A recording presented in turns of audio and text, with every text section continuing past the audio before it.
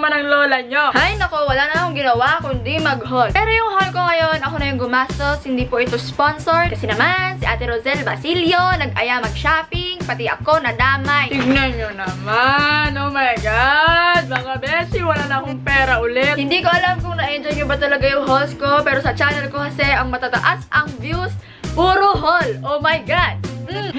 So, ano pa bang inaantay natin? Tara na, magsimula na tayo sa haul. Mag-start ako sa Ruby, pero cotton on ang nakalagay. Hindi ko alam kung anong tawag sa relationship nila, basta connected sila. Grabe, Dalawa yung binili ko sa Ruby. First ay itong tumbler. Oh my God, sobrang sleek. Ang ganda niya, best! Feeling ko magagamit ko to sa OJT, sa school. Saka kasi matagal ko nang gustong bumili ng water bottle. Kasi gusto ko magtipid. Seryoso, pag lagi kang may dalang water bottle na may lamang tubig, syempre, makakatipid ka ng at least 20 pesos a day. Kasi kung araw-araw ka bibili, Diyos ko best, ubos ang ating pera. Ceramic daw yung material nito. Kaya sana, hindi to mabasag sa akin dahil sobrang clumsy ko. Tapos, bumili kami ni Ate Rosel ng sapatos. Winning kami, mga beshies. Wait lang, hindi makita yung pagka-holographic niya. Basta holographic tong sapatos na to. Ayan. Parang Converse yung style niya, pero hindi po. Ruby shoes po ito. Nakakainis, ang mahal-mahal ito, pero ako ay natalo. Gumastos ako. Next na shop ay pen shop. Sayang, wala silang ballpen doon. Wala rin silang pencil case. Bakit pen shop? Eto. Sobrang pinag-isipan ko to ng mabuti. Nanghingi pa ako ng opinion sa ibang tao. Bumili ako ng sunglasses na pink. Dalawang colors kasi yung nandun. Isang pink, isang yellow. Parehas ko silang gusto, pero ang nanalo ay yung pink. Masyado rin kasing mainstream yung yellow or parang, ano bang color yun? Dandelion. Sa mga nanonood sa vlog channel ko, siguro nakita nyo na yun. Ay, may libre palang lalagyan. Wait lang, girl. Sobrang ganda nitong shades na to. Bongga!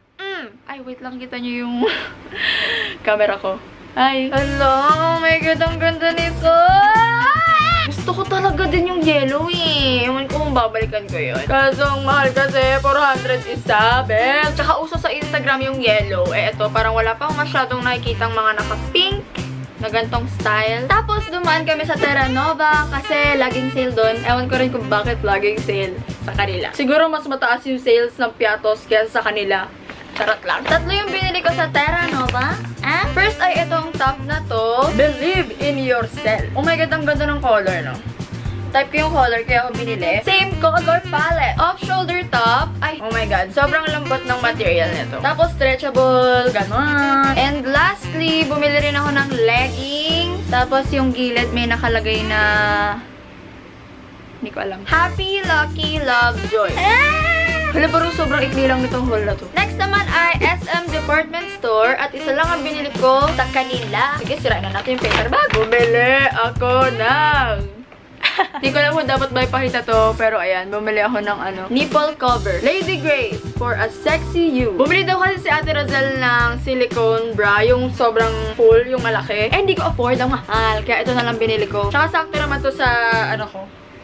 Tapos, last shop at kung saan ako gumastos ng bonggang-bongga. Forever 21. Bumili ako ng tie-dye shirt. Oh my God, bagay na bagay to sa aking Instagram. Small ang size nito, pero sobrang baggy. Ano nasulat? Stuck in the 90s. Wait lang, baka kita yung buhok ng kilik-kilik. Isang top ulit na color black naman na may parang faded something style. Tapos nakalagay, not dressed for boys.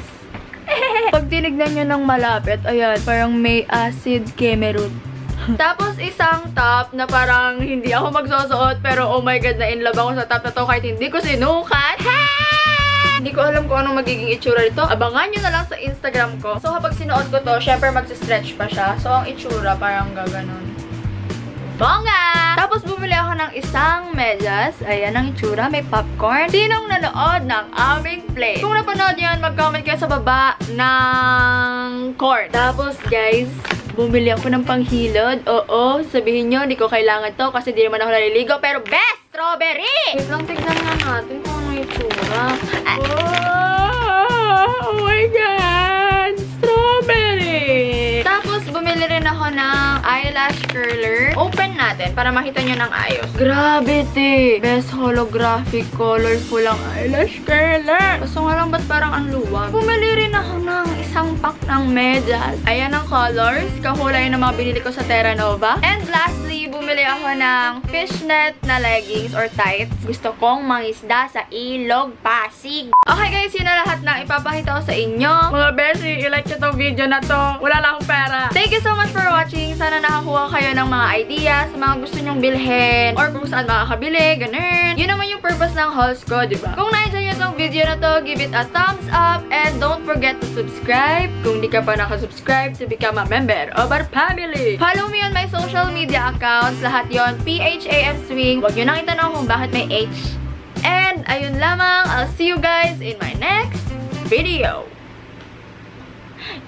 Bye!